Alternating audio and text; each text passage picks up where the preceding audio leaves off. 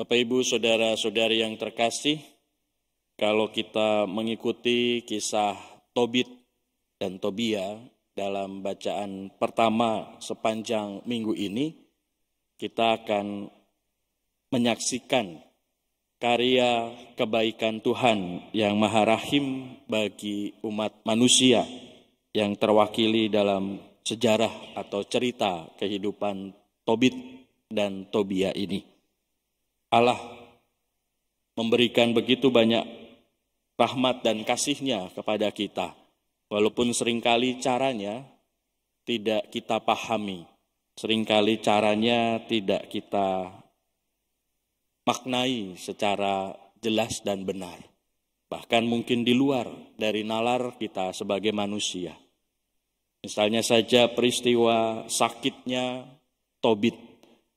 Tiba-tiba dia sedang duduk-duduk, kejatuhan kotoran burung dan langsung mengalami kebutaan.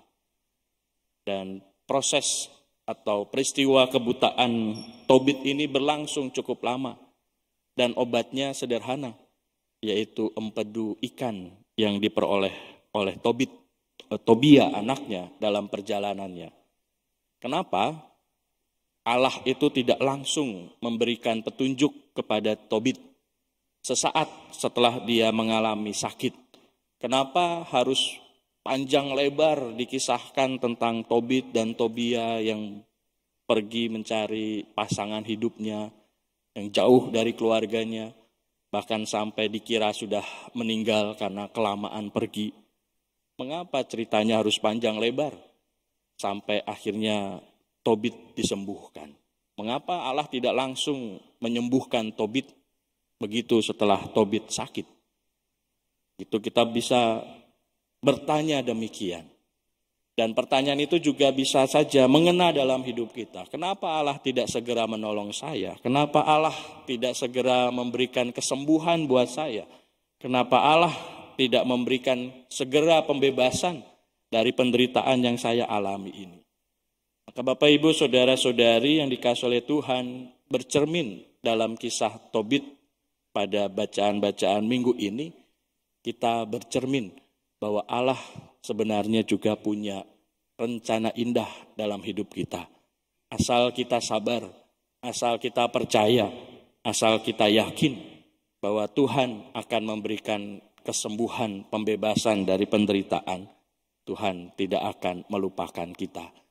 Buktinya Tobit, buktinya Tobia.